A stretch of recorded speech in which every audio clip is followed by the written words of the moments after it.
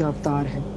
तो अंकल ने बोला था कि इसके ऊपर भी जो, क्योंकि गुरुजी ने समक्ष में ही ये बातें बोली है। सो ये बिल्कुल गुरुजी ने खड़े होकर समक्ष ही बोला था, तेनू पता है हनुमान जी भी शिव जी का अवतार है?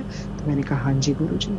हम सब जानते हैं कि हनुमान जी किस चीज का प्रतीक है, कि भक्ति कैसे की जाती है, हनुमान जैसी की जाती है।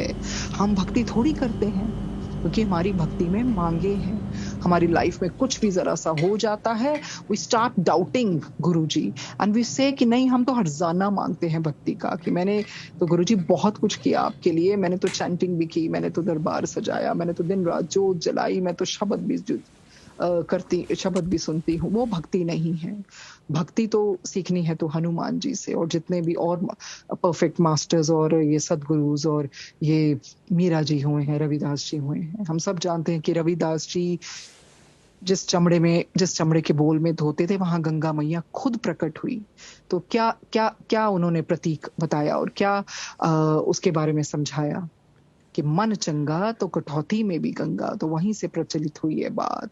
फिर ईश्वर खुद आता है आपके पास, पर भक्ति में ये सब कुछ सहना पड़ता है, भक्ति में दुख को अपनाना पड़ता है। जैसे मीरा जी ने सब कुछ महलों को छोड़कर बस कृष्ण जी के प्रति अपनी भक्ति की, अकेले अकेले गलियों में घूमती थी, सबने उनपे कीचड़ भी उछाला, पर उन्होंने अपना प्रेम नहीं त्यागा, क्योंकि वो भी एक जन्म में गोपी रही हैं, तो पिछले जन्म में गोपी रही हैं, तो वही भक्ति को आगे बढ़ाते हुए वो मीरा बन गई।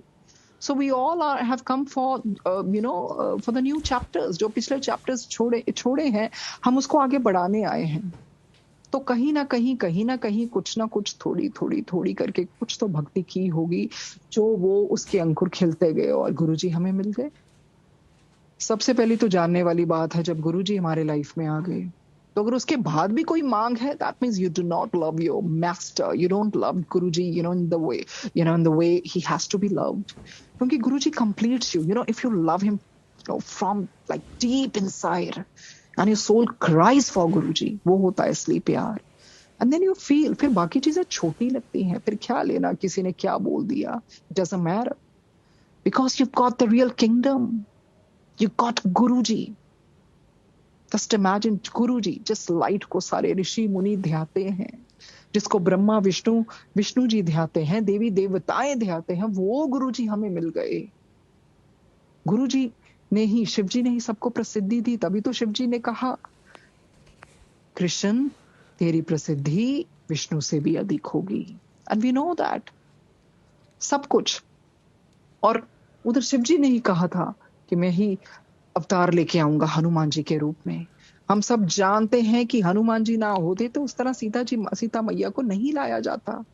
उन्होंने रामचंद्र जी की सहायता की, रावण जी की जो भी है अशोक वाटिका को उजाड़ा, लंका को जला दिया, कैसे समुद्र में सेतु बांधा था, और जब लक्ष्मण जी पे प्रहार हुआ था, जब मूर्छित हो गए थे, हम सबको पता है कि कैसे औषधि लेने हनुमान जी गए थे। इस तरह से पहाड़ को कौन उठा सकता था? इतनी शक्ति, हवा में उड़ जाना, अपना सूरज को निगल जाना, इतनी शक्ति किसी और देवी देवता में है ही नहीं थी। ये तो अंजनी मैया ने बहुत ऐसे सुनने में आता है कि वो भी अप्सरा रही हैं एक समय पे, फिर कोई कर्स मिलने से जन्म लिया और उन्होंने बहुत भक्ति की, तो उस तरह से वरदान भी मांगा था, तो शिव जी को आना पड़ा उस तरह से हनुमान जी का रूप लेके। तो हमें वो एक एपिसोड में ये भी आता है कि ऋषि मुनि जो होते हैं ना, एक बार श्राप दे देते हैं हनुमान जी को कि ये अपना सारा बल भूल जाएगा। और जब कहते तुम्हें मतलब ये सुनकर तो आकाशवाणी होती है कि तुम्हें पता है तुमने किसको श्राप दिया है, खंडन कर दो, सब कुछ भस्म हो जाएगा, ये शिव जी के अवतार हैं और ये सिर्फ रामचंद्र जी का कार्य करने के निमित्त ही प्रकट हुए हैं। और कहा कि ये श्राप का खंडन करो, नहीं तो इतने तीनों लोकों में दुख उठाने पड़ेंगे कि तुम जान जाओगे। तो इन आकाशवाणियों को सुनकर ऋषि मुनियों ने सोचा कि नहीं ये तो हमसे गलती होगी। उन्होंने हनुमान जी के वास्तविक रूप को पहचान लिया और प्रार्थना करते हुए कहा, और हनुमान जी से बहुत क्षमा मांगी, और उन्होंने खंडन भी किया। क्योंकि कहते हैं ना, श्राप जो दिया जाता था उस जमाने में वो होके रहता था, पर ठीक है उसकी इंटेंसिटी कम हो जाती थी। खंडन किया कि जब आपको, तुम भूल जाओगे अपनी शक्तियां या जो भी बल है ना, पर जब तुम्हें रामचंद्र जी से तुम्हारी मुलाकात होगी, जब होगी ना, तब तुम्हें सब कुछ याद आ जाएगा, तब तक तुम अपने बल को भूले रखोगे। और सूर्यदेव जी ने भी कहा था हनुमान जी को, जब उन्होंने विद्या दी थी हनुमान जी को, कि मैं तुम्हारे मुख्य स्वरूप को जानता हूं। और रामचंद्र जी भी कहते थे कि हनुमान तुम हमारे परम हितैषी हो। और जब तक राम जी इस लोक में रहे थे तब तक वे उनकी सेवा में संलग्न रहे। तो that shows the humbleness of Lord Shiva. He came as Lord Hanuman. और किस तरह दास्य के रूप में भक्ति दिखाई, कि भक्ति तो ऐसे की जाती है। सदैव सदैव वो कैसे राम जी के समक्ष खड़े रहते थे, इतने हम्बल होके, एक एक क्षण उनकी सेवा की, सब कुछ करके दिखाया। तो ये एक्चुअली शिव जी ने आके दिखाया, भाई भक्ति तो ऐसे की जाती है। Not like not like us, we people are doing business.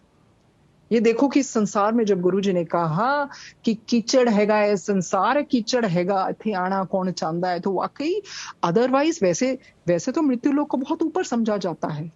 Dolorous cannon बहुत बड़ी हिप्नोटिस्ट रही हैं। I mean she also used to say this is the toughest school you can ever go to because it's really tough. This earth is tough.